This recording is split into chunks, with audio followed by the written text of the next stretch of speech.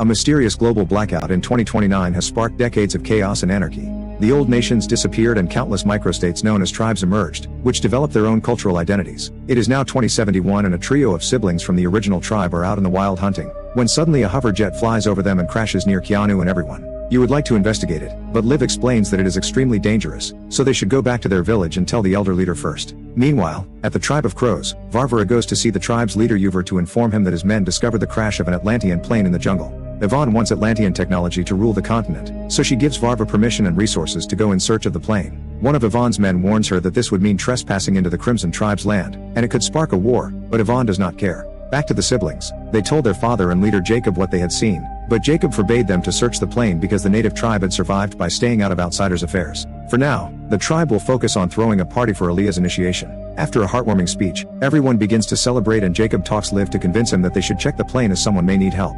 The next morning, Jacob takes his children and Mark with him to visit the crash site. When they find the plane, they find that the pilot is gone and there are bullet holes all over it. The children think the plane is from the old world, but the adults correct them as they have never seen such a plane before. While everyone is talking, Ilya looks around and finds a strange black cube which he keeps for himself. Jacob and Mark decide to investigate on their own and send everyone else back to the village. Alia breaks away from the group and goes to her secret hideout, where she keeps all kinds of treasures from the old world. A noise suddenly startles him, and he learns that the Atlantean pilot is hiding there. The man is seriously injured, but he continues to talk about the cube, explaining how important it is to his people. Aaliyah wants to go back to the village for medicine and promises to be back soon, so Pilot asks her to keep her presence a secret as many people are looking for her. When he returns to the village, Ilya grabs a bunch of medical supplies and hides the cube in a chest. Unfortunately, her siblings catch her red-handed and ask her to take them to the pilot at the hideout. Liv takes a look at the pilot's wounds and decides they need to take him back to the village for proper care or he will die. The siblings take the pilot out while unaware that a crow named Greta is following them. Meanwhile, Jacob and Mark go to Little Pra's tribe, but no one comes out to greet them. As they look around, they discover that the entire tribe has been massacred, even though they are wearing special protection obtained from Crimson. Jacob and Mark look ahead and find that there are bodies of Crimson soldiers as well as civilians. One of these soldiers is still alive, and he reveals that they were killed by the crows, who were looking for the pilot in the village. Doctor says she did all she could, but the pilot has lost a lot of blood. Aaliyah takes the cube to her and the pilot explains that it contains a message about a looming threat from the east, so it must be taken to the ARC to warn its people. The cube should not fall into the wrong hands, and if Aaliyah wants answers about the causes of the end of the world, she must help.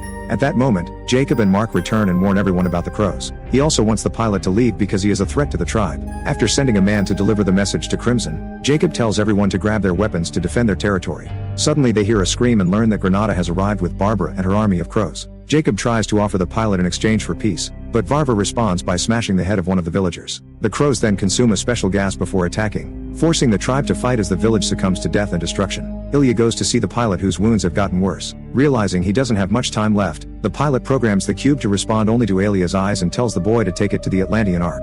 Ilya escapes with the cube and bumps into Kino, who tells him the tribe. He wins so he has to run. Ilya proceeds to escape through the woods. Kino fights off soldiers who try to chase his brother and is captured, while Liv fights off Greta, who stabs him and leaves him for dead. On stream, Jacob is fighting with Barbara, but she is distracted by life. He wins so he has to run. Ilya proceeds to escape through the woods. Kino fights off soldiers who try to chase his brother and is captured, while Liv fights off Greta, who stabs him and leaves him for dead. On stream, Jacob is fighting with Barbara, but she is distracted by life. Loss and Barbara later bail him out. Barbara gathers all the survivors to demand information about the cube and kills a man for trying to talk to them.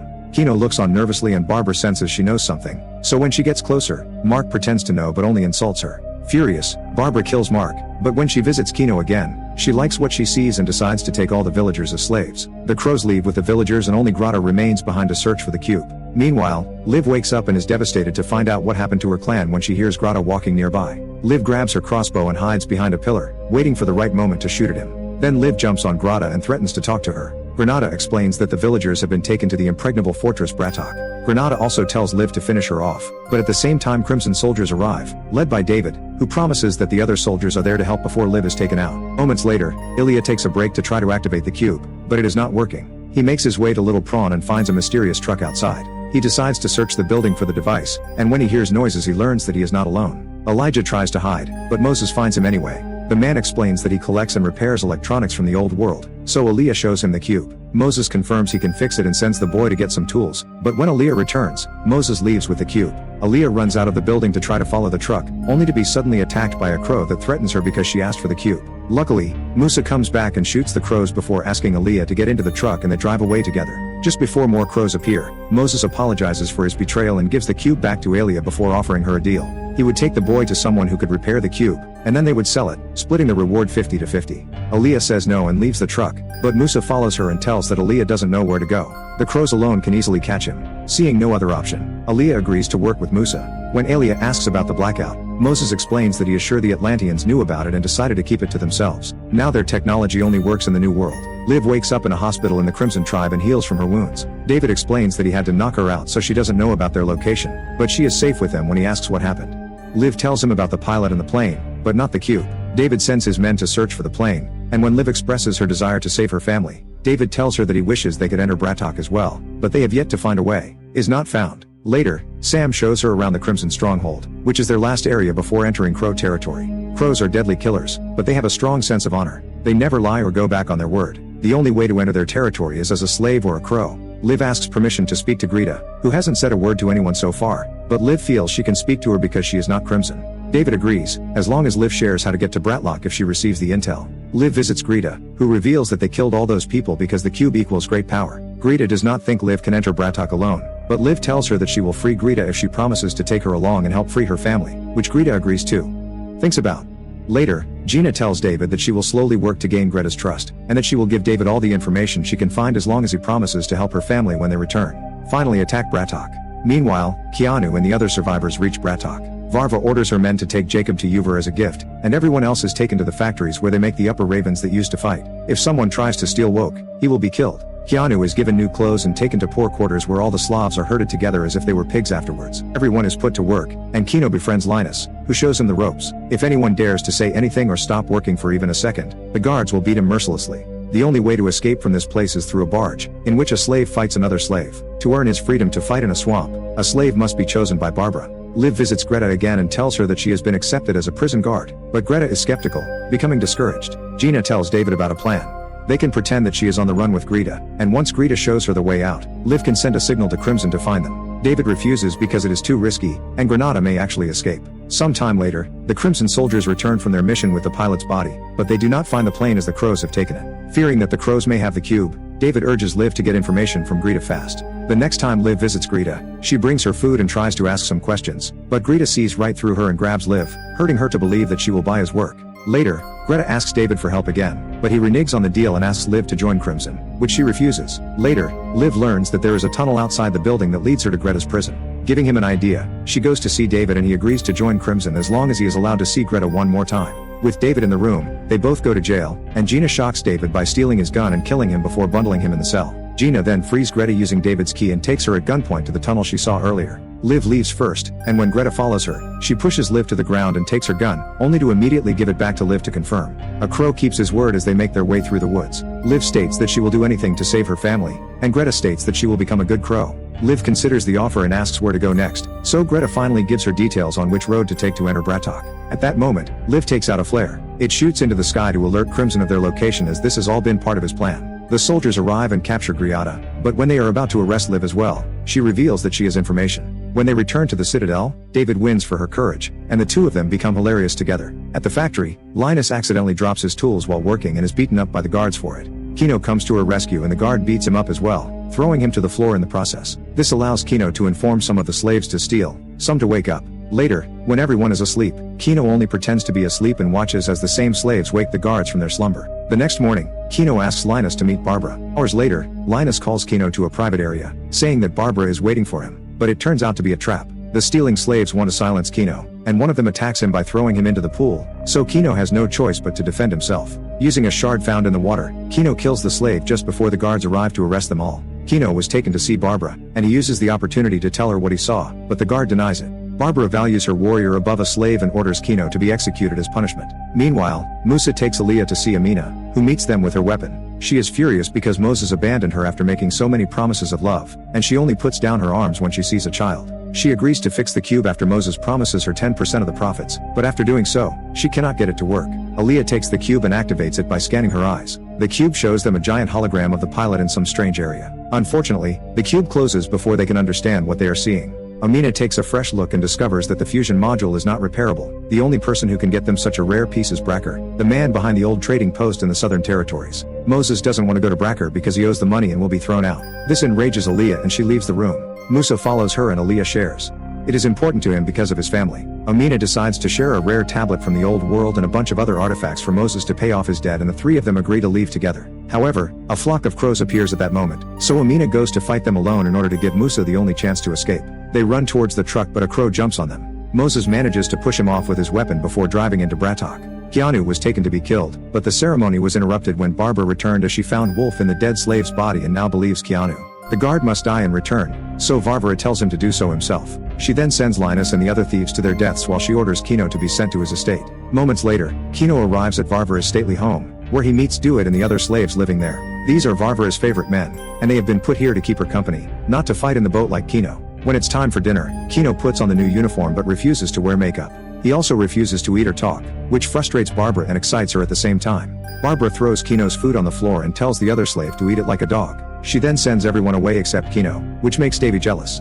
Kino is taken to Barbara's room and his clothes are forcibly taken away. Barbara then takes advantage of him by pushing him onto the bed while holding the blade against his body so that he will not move. The next morning, a jealous Dewey congratulates Kino for being presumptuous in seeking Barbara's attention because the others thought she was going to punish him. However, Kino is not happy. It transpires that they are still slaves, with slightly different assignments the next day. Varvara takes her slaves to an exclusive party that Yavar is throwing with his inner circle, which Varvara wants to be a part of. Yavar congratulates Barbara for fixing the plane but reminds her that the cube is more important when it moves. Keanu is shocked to learn that Jacob has become Yavar's slave, and Yavar just likes to beat him up for fun. Varvara tells Keanu that she likes him and that he will be getting a special treat tonight. They get to see a Bosch. The fight between the slaves is brutal, and when the victor is decided, she gains her freedom by becoming a crow and choosing a new name. When they return to the estate, Barbara asks Kino about Jacob, but Kino pretends that he was just a leader and nothing else. Then Barbara asks him to tell sad stories from his childhood because they excite him. This time, Kino pretends that he wants to spend the night with her in order to start gaining back her faith in living. He is given a red uniform and a weapon of choice. She then meets with David to hear about the plan, which David has not disclosed to the higher authorities. When the team prepares to leave, they suddenly find the Crimson's leader, Cameron, has the exit blocked by soldiers from the capital. Cameron is against warmongering, so he considers David a traitor for going against Crimson principles. David immediately states that everyone here is under his orders and only he gets arrested. After driving for a while, Ilya and Moses stop to rest and meet a family that is migrating from the east. As the pilot said, there is a threat called the Black Swarm coming to Europa. Everyone who sees it dies, but the family cannot provide much information because their English is not very good. After some time they reach the trading post and the watchman was not happy to see Moses. However, when they learn that he has come to pay, they quickly allow him inside. Ilya and Moses are taken to see Bracker, who has a large collection of old world technology. Moses shows that the rare tablet Amenia has given is far more expensive than it is worth, and asks for a module in return. Bracker is suspicious of such a request and catches Leah off guard to search her bags. Finding the cube, he decides to keep it with him and knocks out Moses and Ilya. Meanwhile, Liv continues to work as a prison guard and brings food to David, who tells Cameron that he must be stopped. Their leader wants to make a pact with the crows, but David thinks they are butchers and will only control the other tribes. David asks Liv to kill Cameron in order to save her family, promising that his men will help her. Moments later, Liv has a secret rendezvous with Sam, who brings her a special poison to put in Cameron's drink. The day after the party, Kino overhears Barbara sending reinforcements to find the cube. Determined to save his brother, Kino asks what should happen to Bosch. Barbara is insulted by the implication that she will leave and takes Kino to her training room, where she proceeds to handily defeat him in combat. Kino claims that he wants freedom, but he is afraid of dying, and Varvara points out that a real crow would never be afraid of dying.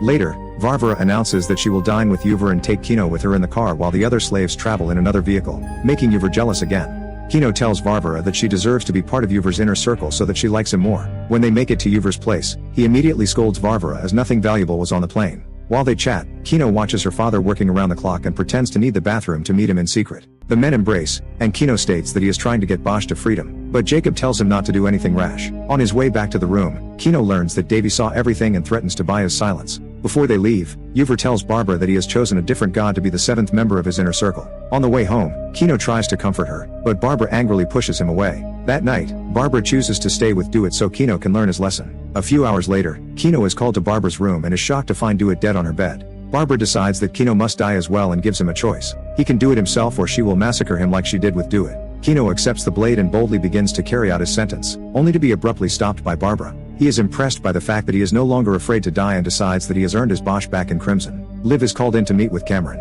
who thanks him for the information from Granada. Liv prepares to pour the poison into the glass. But then Cameron starts giving a very impassioned speech. He explains that the Crimson never attack, they defend, and David goes against him. It is important for him to maintain peace in the continent and stop the bloodshed. Liv can see that he is right, and she is shocked to hear that Cameron wants to trade Grata for his family, inviting Liv to come along for talks. Liv accepts and puts the poison away in the trading post. Ilya doesn't want to give up just yet and comes up with a plan. Moses insults and taunts the guards, and when they begin to follow him, Ilya breaks into Bracker's office. Bracker finds him and asks for his plans for the cube. At the same time, the guards also bring Moses to save him. Ilya finally tells everything about the pilot, the Ark, and the threat from the east. To prove it, he activates the cube, which shows them the same hologram. The pilot reaches a strange land and discovers dark voices. The cube then shuts down and falls into the hands of Ilya, who explains that she needs to take the cube to the Ark to save the world and get the answers behind the old blackout. Breaker is haunted by the disaster and allows Ilya to go as she too seeks answers. Moses and Ilya leave the room and Moses bumps into an old flame, so he gives Ilya the keys to the truck so she can take care of the girl.